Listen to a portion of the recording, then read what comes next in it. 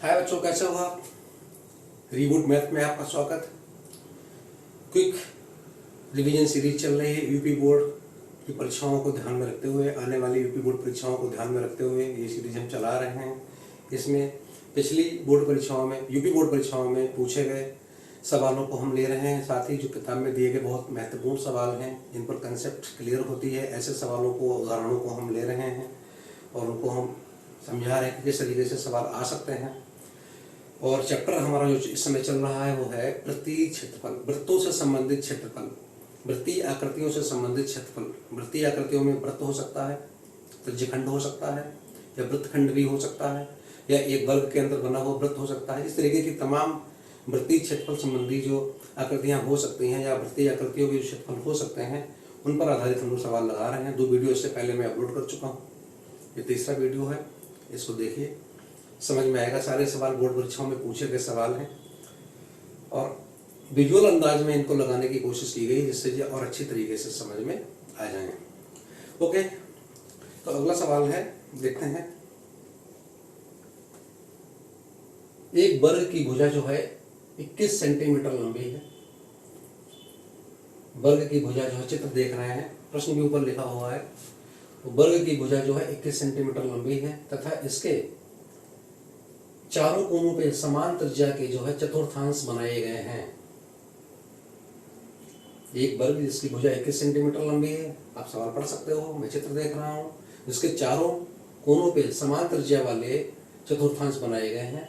तो रेखांकित क्षेत्रफल या शेष क्षेत्रफल जो बीच में छूट रहा है इसे ज्ञात करना। रेखांकित क्षेत्रफल ज्ञात कीजिए। यह है 21 सेंटीमीटर लंबाई के भुजा वाले वर्ग के चारों कोनों पे बराबर त्रिज्या के चतुर्थांश बनाए गए हैं। रेखांकित क्षेत्रफल ज्ञात कीजिए, ये सवाल है। चित्र देख सकते हैं, कितना प्यारा चित्र बन रहा है, बहुत आसान। तो वर्ग दे रखा है, इसमें वर्ग की लंबाई दे रखी है 21 सेंटीमीटर। वर्ग की भुजा जो है वर्ग की वो 21 सेंटीमीटर दे रखी है। तो हम नोट कर लेते हैं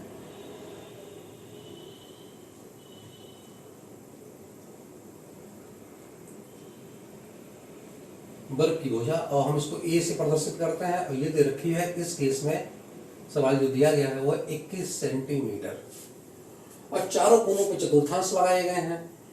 चतुर्थांश का मतलब इसका जो केंद्र पे बना हुआ चतुर्थांश भी त्रिज्यखंड का ही एक उदाहरण होता है जिसके केंद्र पे 90 अंश का कोण बनता है। चतुर्थांश जो है त्रिज्यखंड का ही उदाहरण होता है जिसके केंद्र पर 90 अंश का कोण बनता है। तो हम एक त्रिज्यखंड का जो चतुर्थांश के रूप में है बहुत आसानी से क्षेत्रफल निकाल सकते हैं। तो चतुर्थांश का क्षेत्रफल और एक है ये, तो चतुर्थांश का क्षेत्रफल बराबर ये हो जाएगा पाई आर स्क्वायर थीटा अपान 360।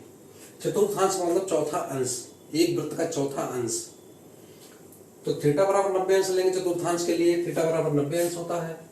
तो ये हो जाएगा पाई आर स्क्वायर 90 अंश अपान 360 अंश डिग्री।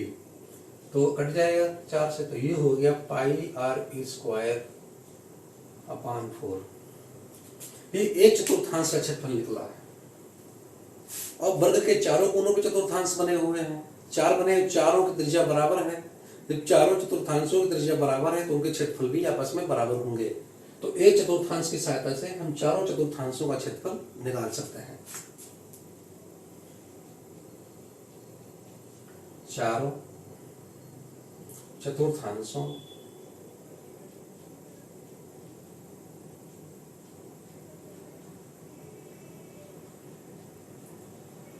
का क्षेत्रफल कैसे निकलेगा भाई? बहुत आसान है। एक चतुर्थांश का जो क्षेत्रफल निकला है तो 4 से गुणा करा दो, तो 4 into pi r square upon 4, 4 से 4 कट गया, कितना आ गया? पाई आर स्क्वायर आ गया। पहले बता चुके हैं चतुर्थांश का मतलब एक वृत्त का चौथा अंश। जो निकला था पाई आर स्क्वायर अपान 4। एक वृत्त का क्षेत्रफल पाई आर स्क्वायर होता है, उसका चौथा अंश तो बटे में 4 डाल दिए तो पाई आर स्क्वायर अपान 4 हो गया। अब जब चारों चतुर्थांश मिल जाएंगे तो पूरा वृत्त कंप्लीट हो जाएगा। उसका क्षेत्रफल कितना होता है, पाई आर स्क्वायर होता है, फिर वही वापस हमको प्राप्त हो जाता है। अब समस्या ये है कि हमारे पास आर नहीं है, वृत्त की त्रिज्या नहीं है, लेकिन वर्ग की भुजा ए दे रखी है 21 सेंटीमीटर। अब वर्ग की भुजा से ही हमें जो है वृत्त की त्रिज्या प्राप्त होगी। चित्र को हम देखते हैं तो स्पष्ट हो जाता है कि चतुर्थांश जो है, एक चतुर्थांश की त्रिज्या आर, एक कोने पे लगी हुई ए, बिंदु ए पर अगर हम देखें तो उसकी त्रिज्या कितनी हो गई, आर मान ली हमने। और बी बिंदु पे जो चतुर्थांश लगा हुआ है उसकी त्रिज्या भी आर, समान त्रिज्या दे रखी है, आर लगी हुई है। तो हम देखते हैं कि दोनों त्रिज्याओं को हम जोड़ देते हैं तो वो भुजा के बराबर हो जाता है। तो अगर हम पहले चतुर्थांश को Q1 कह लें ए बिंदु वाले पर, और बिंदु बी पे जो चतुर्थांश बनना है उसको हम Q2 मान लें, तो A1 की त्रिज्या Q1 की त्रिज्या प्लस Q2 चतुर्थांश की त्रिज्या जो है, दोनों त्रिज्याओं का योग जो है वर्ग की भुजा के बराबर आ रहा है। चित्र से बिल्कुल स्पष्ट है, तो वही हम नोट कर लेते हैं। तो Q1 चतुर्थांश Q1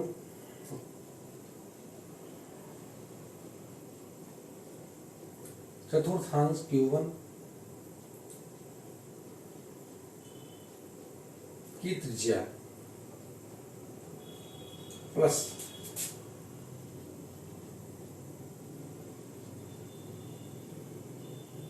चतुर्थांश Q2 की त्रिज्या, दोनों को अगर हम जोड़ देते हैं चित्र से स्पष्ट होता है। तो ये बराबर किसके आ रहा है, वर्ग की भुजा यानी कि ए के बराबर आ रहा है। तो चतुर्थांश Q1 की त्रिज्या हमने आर ली हुई है, चतुर्थांश Q2 की त्रिज्या भी हमने आर ली हुई है, और बराबर ए का मान लिया हुआ है हमने 21 सेंटीमीटर। आर प्लस आर कितना हो गया, ये हो गया 2r इक्वल्स टू 21 हो गया। तो आर इक्वल्स टू हो जाएगा 21/2 सेंटीमीटर।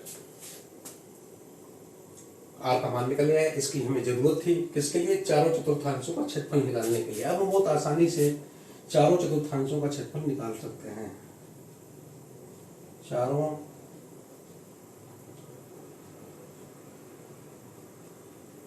चतुर्थांशों का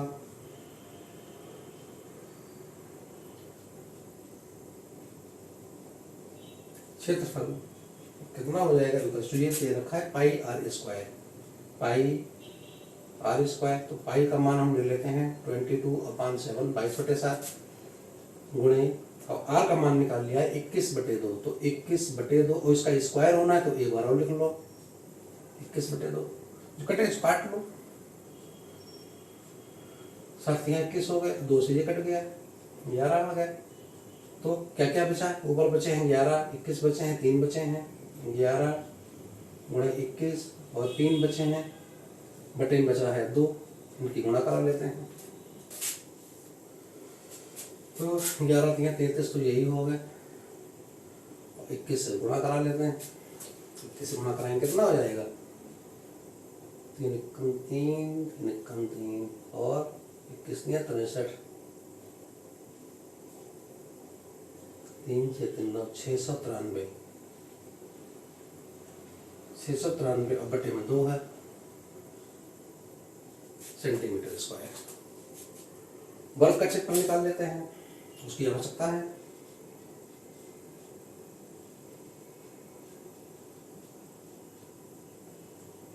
ये होता है ए स्क्वायर, और ए का मान दे रखा है 21, 21 का स्क्वायर।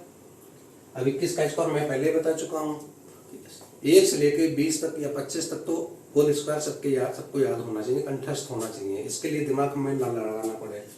तो 21 का स्क्वायर जो है हमें तो पता ही है 441 होता है सेंटीमीटर स्क्वायर। अगर नहीं पता है तो 21 को 21 से मल्टीप्लाई करा के हम 21 का स्क्वायर निकाल सकते हैं, 21 का स्क्वायर निकाल सकते हैं, और वो 441 होगा। ये वर्ग का क्षेत्रफल हो गया। अब शेष क्षेत्रफल निकाल लो।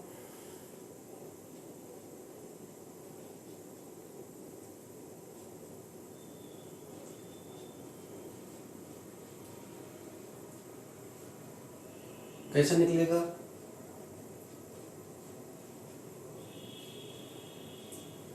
वर्ग का क्षेत्रफल माइनस चारों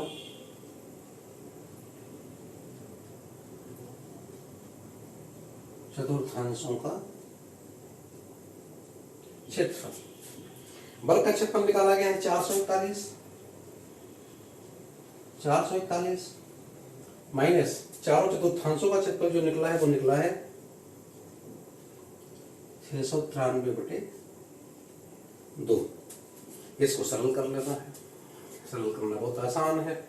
441 को 2 से मल्टीप्लाई कराना है, अब माइनस 693 उसमें से घटा देने हैं, तो 441 को 2 से गुणा कराएंगे, कितना आने वाला है, ये हो जाएगा 882। और इसमें से 693 हमको घटा देने हैं, घटा देते हैं भाई, घटाओगे तो कितना हो जाएगा, घटाना है 9 हो गए, 7 बचे, 17 में से 9 गए 8 हो गए, 189। ये हो गया 189/2 सेंटीमीटर स्क्वायर। वेरी सिंपल, बहुत आसानी से सवाल लग गया। तो किस तरीके से सवाल लगेंगे हमें ये सीखना होगा। इस तरीके के सवाल पूछे जाते हैं। ये सवाल अगर आएगा तो 5 नंबर से कम का नहीं आएगा, तो मेरे ख्याल से कोई बहुत ज़्यादा कठिन नहीं है। कभी कभी त्रिज्या की ज़रूरत होती है, त्रिज्या मिसिंग होती है, तो सबसे पहले हमें त्रिज्या ही निकालनी चाहिए, उसी में दिमाग लगाना पड़ता है। एक बार वृत्त की त्रिज्या पता लग गई, उसके बाद फिर सवाल में कुछ भी नहीं बचता। तो वीडियो को पास करके उसको बार बार देखो, समझो कैसे लगाया गया है। चलिए अगला सवाल देखते हैं। अगला सवाल भी काफ़ी बढ़िया सवाल है, टेक्निक पर आधारित है, कंसेप्ट क्लियर करने के लिए बहुत अच्छा सवाल है। पीछे भी सवाल हम लोगों ने एक लगाया था जिसके वर्ग के कोनों पर चतुर्थांश बने हुए थे, 4 चतुर्थांश, इसमें उल्टा किया गया है। सवाल क्या है, ऊपर लिखा हुआ है, पढ़िए। एक चतुर्थांश दी गई आकृति में एक चतुर्थांश दिया गया है OPBQ। दी गई आकृति में एक चतुर्थांश OPBQ के अंतर्गत एक वर्ग बना हुआ है OABC, एक वर्ग OABC बनाया गया है। यदि OA बराबर 20 सेंटीमीटर है तो शेष क्षेत्रफल ज्ञात कीजिए। ये सवाल है, फिर से और स्पष्ट हो जाता है। दी गई आकृति में एक चतुर्थांश है OPBQ जिसके अंतर्गत एक वर्ग बना हुआ है OABC। अगर OA बराबर 20 सेंटीमीटर है तो छायांकित क्षेत्रफल हमको ज्ञात करना है। वेरी सिंपल, चतुर्थांश के अंदर एक वर्ग बना हुआ है, चतुर्थांश की त्रिज्या होनी चाहिए।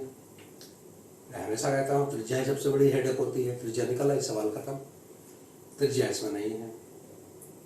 चतुर्थांश की त्रिज्या अगर पता हो तो चतुर्थांश का क्षेत्रफल निकाल लेंगे, उसमें से वर्ग का क्षेत्रफल घटा देंगे, बहुत आसानी से छायांकित भाग का क्षेत्रफल प्राप्त हो जाएगा। तो चतुर्थांश का क्षेत्रफल कैसे निकाला जाए, उसके लिए त्रिज्या मालूम होना चाहिए। त्रिज्या कैसे पता लगेगी, अब हम देख रहे हैं कि चित्र में जो है त्रिज्या जो है, इस केस में वर्ग का विकर्ण है। वृत्त की त्रिज्या जो है या चतुर्थांश की त्रिज्या जो है वो वर्ग के विकर्ण के बराबर है।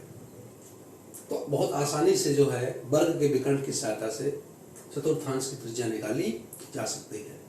तो वर्ग का विकर्ण नहीं है, कोई बात नहीं, वर्ग की भुजा दे रखी है, तो वर्ग की भुजा से हम वर्ग का विकर्ण निकालेंगे। जो वर्ग का विकर्ण होगा वही चतुर्थांश की त्रिज्या बन जाएगी, और चतुर्थांश की त्रिज्या बन जाएगी तो उसकी सहायता से हम चतुर्थांश का क्षेत्रफल निकाल सकते हैं। वर्ग की भुजा दे ही रखी है तो वर्ग का क्षेत्रफल निकाल सकते हैं। चतुर्थांश के क्षेत्रफल में से वर्ग का क्षेत्रफल घटा देंगे तो छायांकित भाग का क्षेत्रफल प्राप्त हो जाएगा।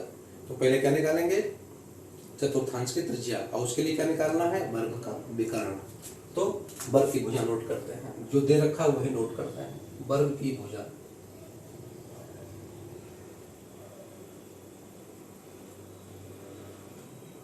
और इसको हम लोग A मानते हैं, तो A बराबर दे रखा है 20 सेंटीमीटर।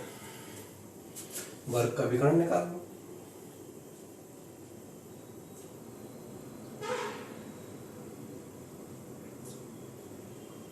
और ये होता है A√2। A का मान है 20 √2 सेंटीमीटर वर्ग का विकर्ण हो गया। चतुर्थांश की त्रिज्या यही बन जाएगी। तो चतुर्थांश की त्रिज्या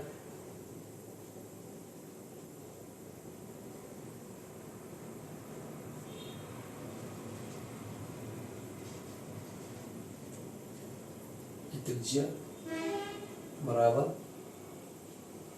वर्ग का विकर्ण।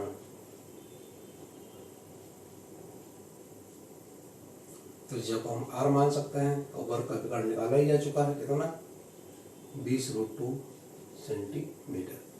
तो चतुर्थांश की त्रिज्या जो सबसे बड़ी समस्या थी हमारी, बहुत आसानी से निकल आई। चतुर्थांश की त्रिज्या जो वर्ग के विकर्ण से निकली, वर्ग की भुजा दे रखी थी, उससे वर्ग का विकर्ण निकाल लिया तो त्रिज्या निकल आई। अब हम चतुर्थांश का क्षेत्रफल बहुत आसानी से निकाल सकते हैं। निकालो चतुर्थांश का क्षेत्रफल।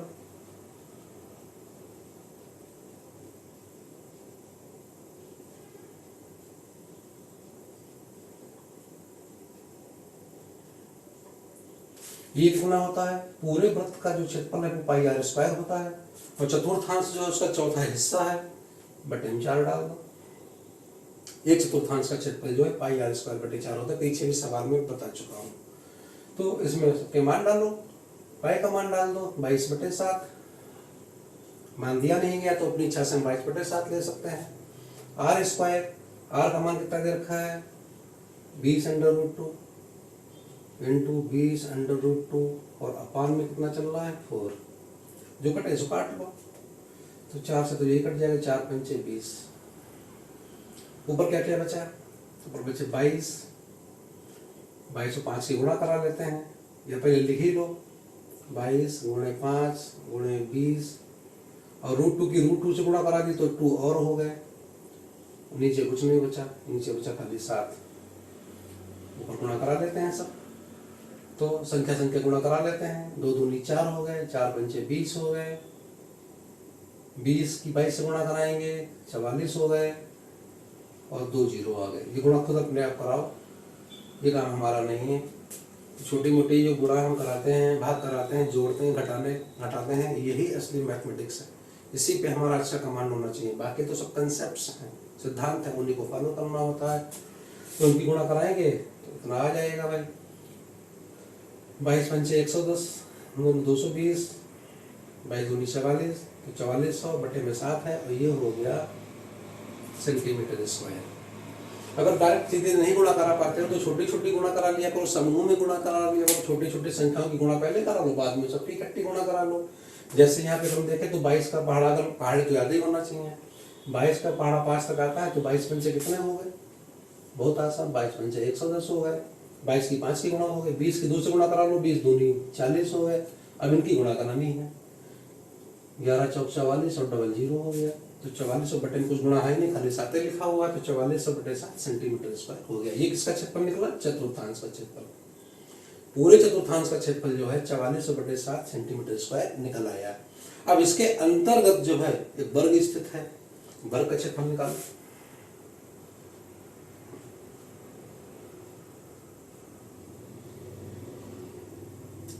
वर्ग का क्षेत्रफल, ये भुजा स्क्वायर, ए स्क्वायर हम पीछे भी बता चुके हैं।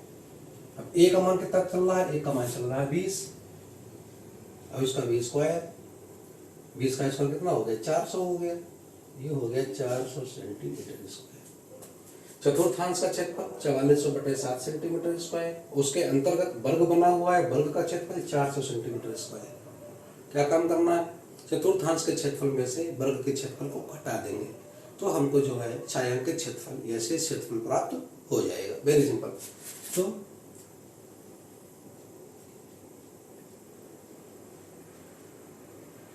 छायांकित भाग का क्षेत्रफल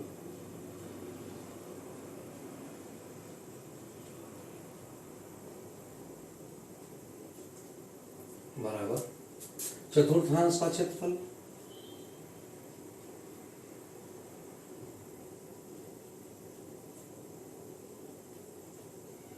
माइनस वर्ग का क्षेत्रफल। चतुर्थांश का क्षेत्रफल निकला है कितना 4400 बटे 7 माइनस वर्ग का क्षेत्रफल कितना निकला है 400। सिंप्लीफाई कर लो, फिर भिन्नों वाला ऐसा पता बन गया। तो 7 को पहले 400 से गुणा कराओ और जो आए उसको 4400 से गुणा कर भाग करा घटा देते हैं। तो 4400 में से कितना भाग माइनस हो जाएगा, 7 की 4 से गुणा कराएंगे तो कितना होगा 2800।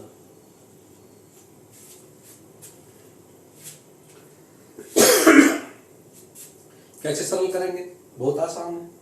4400 में से घटा देंगे किसको, 400 और 7 की जो भी गुणा आए। 4400 लिख लिया है, 400 की 7 से गुणा कराएंगे तो 2800 आया, वो लिख लिया है, इसको घटा देते हैं, कितने बचेंगे 1600। ये हो गया 1600 बटे 7 सेंटीमीटर स्क्वायर। Very simple. हम चाहे तो उसको दशमलव में भी इसका मान निकाल सकते हैं, ये अगर प्योर मान है, शुद्ध मान है। इस तरीके से सवाल बहुत आसान था, चित्र थोड़ा भौकाली लग रहा था लेकिन बहुत ज़्यादा कठिन सवाल नहीं था, आसानी से समझ में आ गया होगा ऐसा मुझे विश्वास है। लघुत्तरी में अगर पूछा गया तो 5 नंबर मिलेंगे पूरे, और अगर दीर्घोत्तरी में पूछा गया तो इसी सवाल के हमको 8 नंबर मिलेंगे। तो अच्छे से तैयारी करो। बोर्ड में पूछा गया सवाल, मैं ये नहीं कहता कि ये सवाल रिपीट हो सकता है, फिर मैं कहता हूँ जरूरी नहीं कि सवाल रिपीट कर जाए, लेकिन इनसे आपकी कंसेप्ट क्लियर हो जाएगी, पता लग जाएगा कि किस तरीके के सवाल बोर्ड परीक्षा में पूछे जा सकते हैं।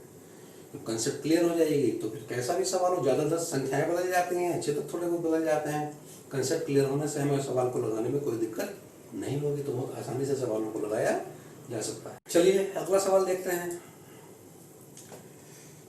दर्शाई गई आकृति में रेखांकित क्षेत्रफल ज्ञात कीजिए। दर्शाई गई आकृति में रेखांकित क्षेत्रफल ज्ञात करना है। और आकृति क्या है, आकृति में त्रिज्यखंड बना हुआ है जिसकी 2 त्रिज्याएं दे रखी हैं। बहुत सही, त्रिज्यखंड है लेकिन उसकी 2 त्रिज्याएं हैं और उन दोनों त्रिज्याओं के बीच में घिरा हुआ क्षेत्रफल ज्ञात करना है। एंगल दोनों के लिए कॉमन है, 30 डिग्री दे रखा है। एक त्रिज्या जो है, अंदरूनी त्रिज्या जो है वो दे रखी है 7 सेंटीमीटर और बाहर वाली त्रिज्या दे रखी है 14 सेंटीमीटर। तो बड़ा त्रिज्यखंड जो बन रहा है उसकी त्रिज्या 14 सेंटीमीटर है और उसके अंदर जो एक त्रिज्यखंड बना हुआ है, आंतरिक त्रिज्यखंड जिसको हम कह सकते हैं, बाह्य त्रिज्यखंड और आंतरिक त्रिज्यखंड। बाह्य त्रिज्यखंड की त्रिज्या 14 सेंटीमीटर, आंतरिक त्रिज्यखंड की त्रिज्या रखी है 7 सेंटीमीटर और बाह्य त्रिज्यखंड और आंतरिक त्रिज्यखंड के बीच में जो घिरा हुआ क्षेत्रफल रेखांकित है उसे हमें ज्ञात करना है। बहुत आसान है। तो एंगल दे रखा थीटा इक्वल टू 30 डिग्री। तो त्रिज्यखंड के क्षेत्रफल का सूत्र हम जानते ही हैं। त्रिज्यखंड का क्षेत्रफल क्या होता है, त्रिज्यखंड का क्षेत्रफल होता है पाई r square into theta upon 360। स्पष्ट है। तो इसका एक डायरेक्ट फार्मूला भी होता है, वो डायरेक्ट फार्मूले को भी हम बताएंगे, सीधे उससे भी लगा सकते हो। तो बाह्य त्रिज्यखंड क्या बन रहा है, OBA बन रहा है, OBA, या इसको हम OAB भी कह सकते हैं। अगर ऊपर से पढ़ते हैं तो OAB बन जाएगा, नीचे से पढ़े तो OBA बन जाएगा। ये बाह्य त्रिज्यखंड है। और अंदर का त्रिज्यखंड जो बन रहा है वो ODC कह सकते हैं या OCD कह सकते हैं। तो त्रिज्यखंड OCD जो है उसका त्रिज्या 7 सेंटीमीटर है। तो बाह्य त्रिज्यखंड का क्षेत्रफल निकाल लेते हैं और आंतरिक त्रिज्यखंड का क्षेत्रफल निकाल लेते हैं। बाह्य त्रिज्यखंड के क्षेत्रफल में से आंतरिक त्रिज्यखंड का क्षेत्रफल घटा देंगे तो हमें छायांकित भाग का क्षेत्रफल बहुत आसानी से प्राप्त हो जाएगा। थीटा दोनों के लिए कॉमन है तो सबसे पहले थीटा ही नोट कर लो। तो थीटा बराबर दे रखा है कितना, 30 डिग्री। तो बाह्य त्रिज्यखंड का क्षेत्रफल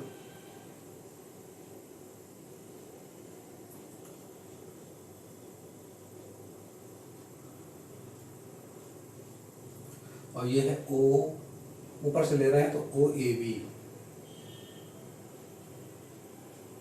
का क्षेत्रफल बराबर हो जाएगा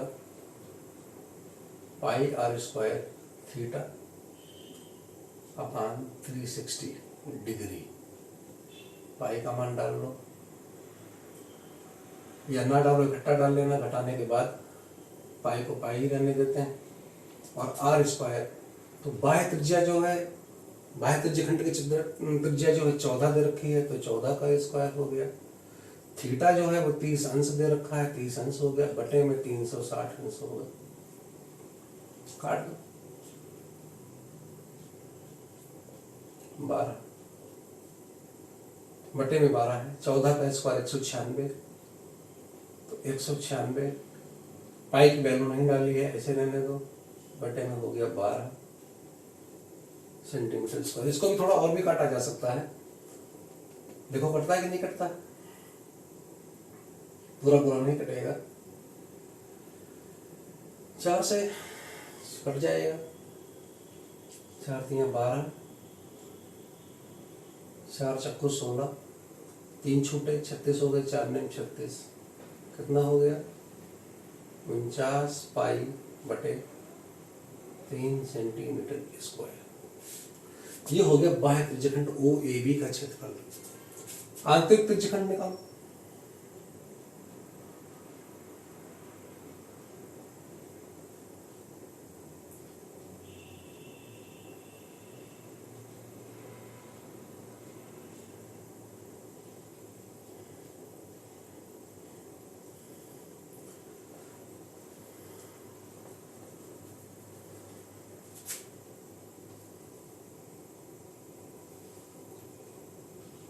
OCD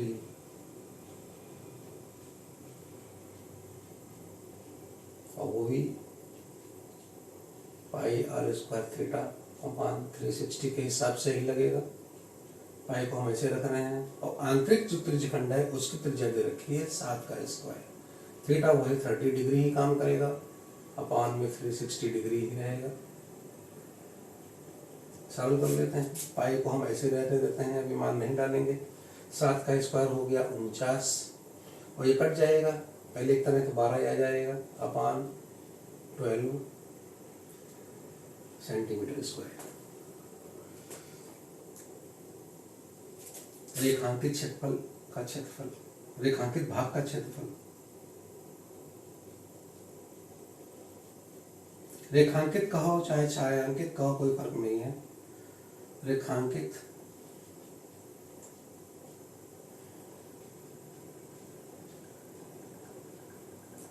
भाग का क्षेत्रफल कैसे निकलेगा? बाह्य त्रिज्यखंड का क्षेत्रफल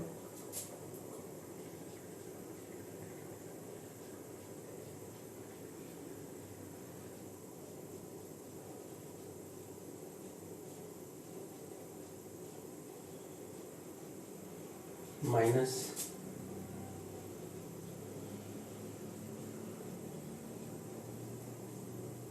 आंतरिक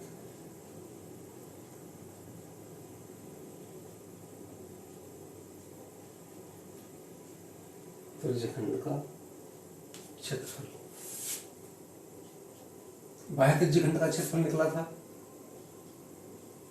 49 पाई बटे 3 सेंटीमीटर स्क्वायर, माइनस आंतरिक त्रिज्यखंड का क्षेत्रफल निकला है 49 पाई बटे 12 सेंटीमीटर स्क्वायर। इनको हटाना है, सवाल खत्म। अब हटाने में फिर कोई दिक्कत है, भिन्न है, भिन्नों को जोड़ घटाना बहुत बार बच्चों के लिए बहुत कष्टदायक होता है, नहीं घटा पाते हैं, वहीं पे सवाल खत्म हो जाता है, फंस जाते हैं बेचारे, पूरे नंबर मिलने वाले होते हैं, नहीं मिल पाते हैं। लेकिन यहाँ ऐसा नहीं है, तरीका बताया जाएगा।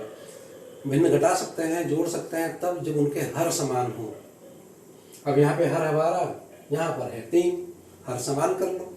हर समान करोगे तो बहुत आसानी से भिन्न घट जाएंगी। अब हर समान करने के लिए क्या काम करना पड़ेगा? 12 को तो 3 बना नहीं सकते, लेकिन 3 को 12 आसानी से बना सकते हो, तो 4 से गुणा भाग करा दो, 4 को नीचे से गुणा करा दो, तो कितना हो जाएगा 12, और 4 को 49 से गुणा करा देते हैं, तो गुणा कराओ भाई, 49 को 4 से गुणा कराओ। ये सब छोटे मोटे काम तो बच्चे को कदे पक्का पता होना चाहिए।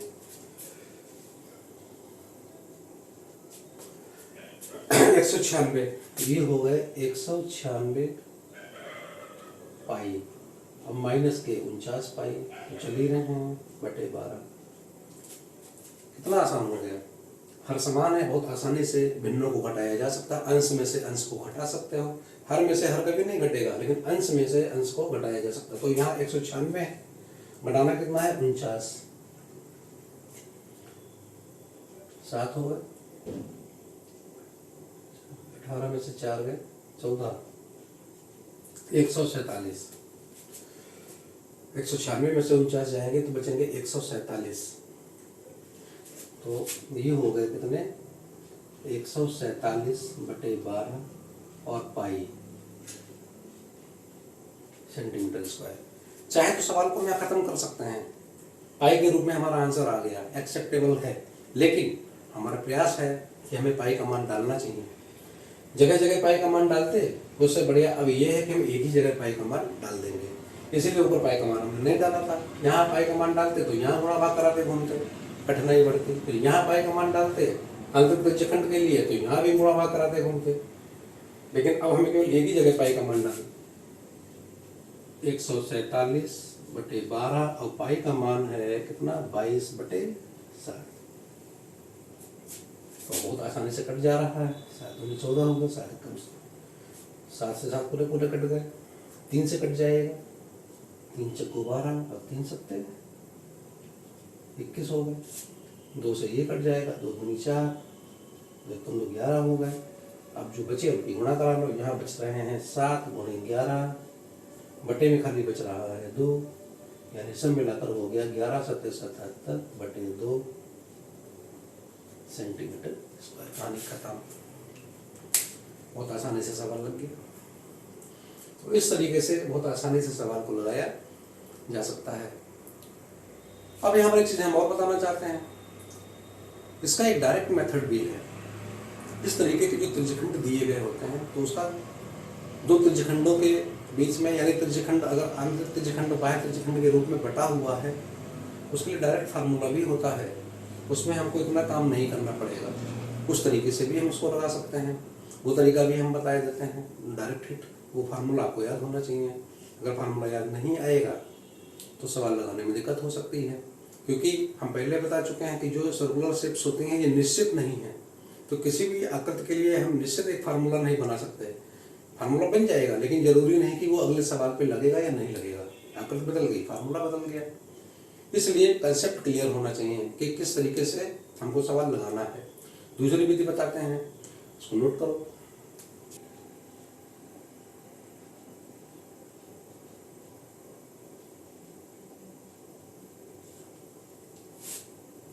चित्र बना हुआ सेम वही सवाल है, डायरेक्ट हिट फेंकनी है। थीटा नोट कर लिया, थीटा = 30 डिग्री दे रखा है। 2 त्रिज्याएं दे रखी हैं। बड़ी त्रिज्या को R1 मान लेते हैं, दे रखी है 14 सेंटीमीटर। छोटी त्रिज्या को R2 मान लेते हैं, दे रखी है 8 सेंटीमीटर। रेखांकित क्षेत्रफल क्या हो जाएगा?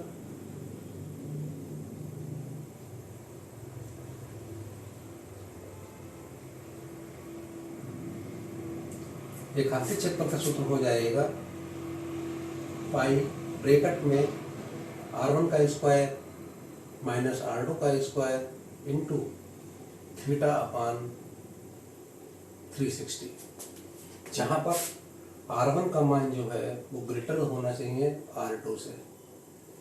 R1 का मान R2 से बड़ा होना चाहिए। बड़ी त्रिज्या को हम R1 लेंगे, छोटी त्रिज्या को R2 लेंगे। तो इस फार्मूले की सहायता से डायरेक्ट हम जो है जो रेखांकित क्षेत्रफल है उसको हम निकाल सकते हैं। चित्र बना हुआ है, सेम चित्र, वही सारी चीजें हैं, मान सारे नोट किए होते, तो इस फार्मूले की सहायता से डायरेक्ट हिट कर सकते हैं। कैसे? देखो, पाई का मान 22/7 लिया था, वही ले रहे हैं।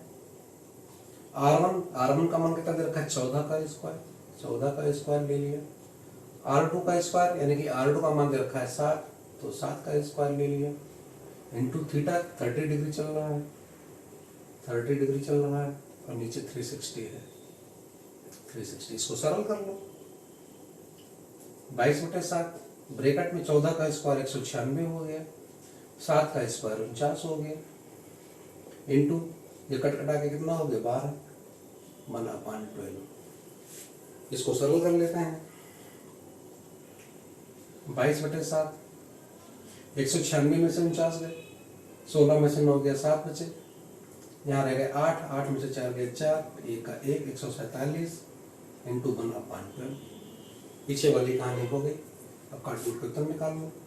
7 दूनी 14, 7 कम 7, ये कट गया, ये कट जाएगा कितने से? 3 से काट सकते हो, 3 चक्कू 12, 3 सत्ते 21। अब 2 से कट जाएगा, 2 दूनी 4, ये हो गया 11। क्या बच रहा है यहाँ पर? 11 गुणे 7 बटे में कितना है? 2। कितना हो गया? 11 सत्ते 77 बटे 2 सेंटीमीटर स्क्वायर। तो दो त्रिज्यखंडों के बीच में बाह्य त्रिज्यखंड और आंतरिक त्रिज्यखंड के रूप में अगर कोई रेखांकित क्षेत्रफल दिया गया है तो डायरेक्ट हिट के माध्यम से सीधे हम इस तरीके से सवाल को लगा सकते हैं। चलिए एक सवाल और देखते हैं। 5.2 सेंटीमीटर त्रिज्या वाले किसी वृत्त में किसी त्रिज्यखंड का परिमाप 16.4 सेंटीमीटर है, तो त्रिज्यखंड का क्षेत्रफल ज्ञात कीजिए। ये सवाल दिया गया है। एक बार सवाल को देखते हैं, दोबारा देखते हैं सवाल क्या कहता है। 5.2 सेंटीमीटर त्रिज्या वाले किसी वृत्त में किसी त्रिज्यखंड का परिमाप जो है 16.4 सेंटीमीटर है, तो त्रिज्यखंड का क्षेत्रफल ज्ञात कीजिए। ये सवाल दिया गया है। वृत्त की त्रिज्या दे रखी है, लेकिन त्रिज्यखंड के केंद्र पर बना हुआ कोण मिसिंग है, कोण नहीं दे रखा। अब हम जानते हैं त्रिज्यखंड का क्षेत्रफल तब तक हम नहीं निकाल सकते जब तक त्रिज्यखंड के केंद्र पर बना हुआ कोण हमको प्राप्त ना हो। तो यही समस्या सवाल की है। इस सवाल में सबसे पहले हमें त्रिज्यखंड के केंद्र पर बना हुआ कोण ज्ञात करना पड़ेगा, और उसके लिए हमको दिया गया है त्रिज्यखंड का परिमाप। और हम देख सकते हैं त्रिज्यखंड का परिमाप चित्र में दिखाया गया है कि त्रिज्यखंड हम जानते हैं 2 त्रिज्याओं के बीच का घिरा हुआ एरिया होता है। तो 2 त्रिज्याएं अगर हम लें तो स्पष्ट होता है त्रिज्या एक OA है, एक त्रिज्या OB है, उसके बीच का एरिया जो त्रिज्यखंड का क्षेत्रफल है, और एक चाप भी बनता है AB। तो त्रिज्या OA, चाप AB और फिर त्रिज्या OB, इसके बीच का क्षेत्रफल हमको ज्ञात करना है। यही त्रिज्यखंड है और इसका परिमाप हमको दे रखा है। तो यहीं से हम सवाल शुरू करते हैं। हम नोट करेंगे त्रिज्यखंड का परिमाप जो कि दिया गया है, और उससे पहले त्रिज्या भी दे रखी है, तो त्रिज्या भी नोट कर लेते हैं। तो नोट करते हैं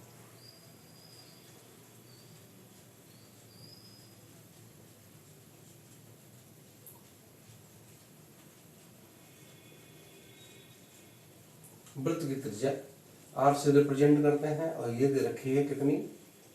5.2 सेंटीमीटर। और त्रिज्यखंड का परिमाप दे रखा है।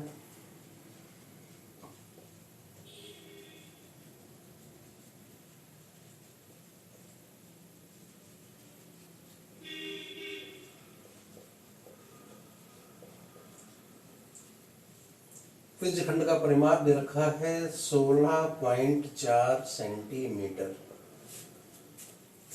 अब हमें इस बात पे विचार करना पड़ेगा कि त्रिज्यखंड में क्या क्या चीज शामिल है। अभी मैं बता चुका हूं कि त्रिज्यखंड 2 त्रिज्याओं के बीच का एरिया होता है, 2 त्रिज्याएं और चाप के बीच का जो एरिया है वो त्रिज्यखंड कहलाता है।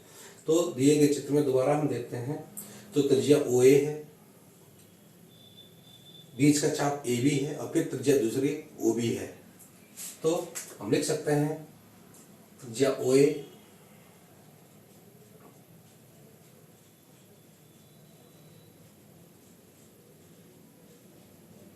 प्लस जो चाप है जिसको हम AB के द्वारा प्रदर्शित करते हैं, और त्रिज्या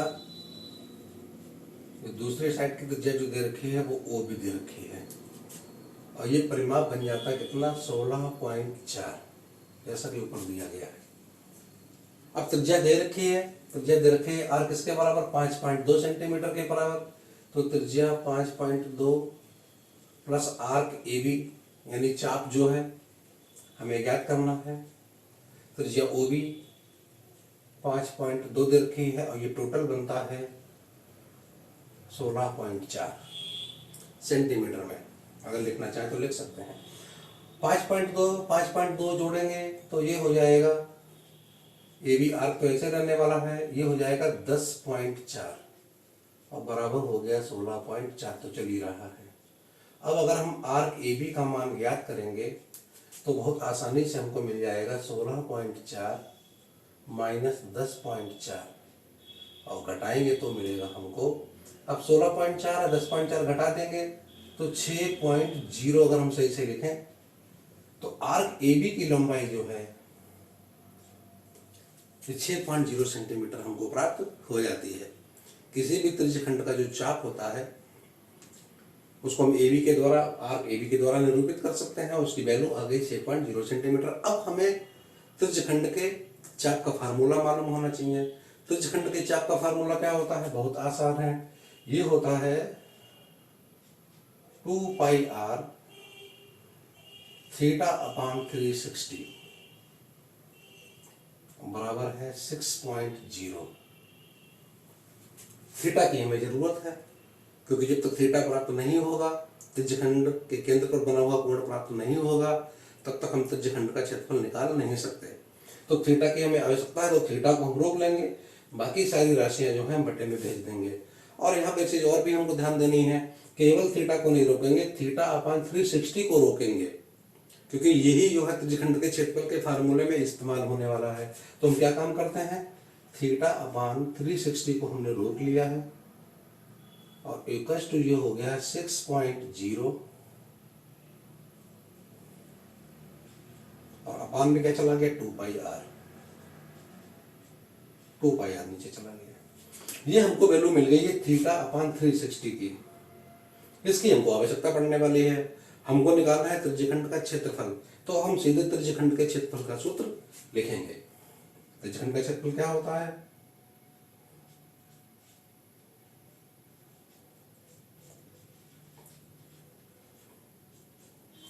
त्रिज्यखंड का क्षेत्रफल,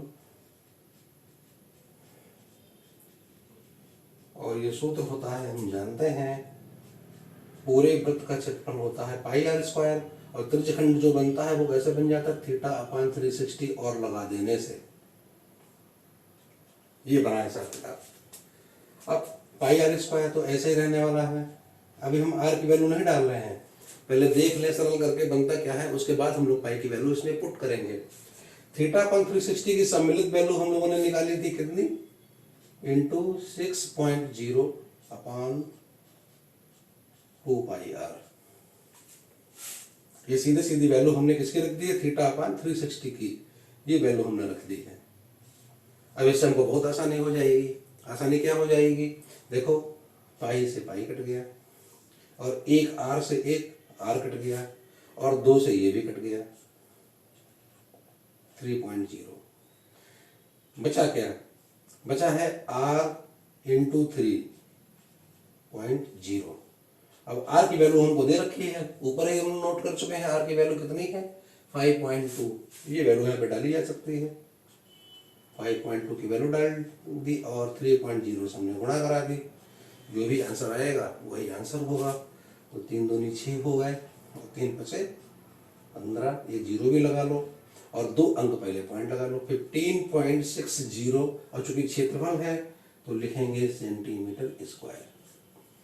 इस तरीके से बहुत आसानी से जो है सिंपल तरीके से त्रिज्यखंड का क्षेत्रफल ज्ञात किया जा सकता है। आशा है सारे बच्चों को समझ में आया होगा।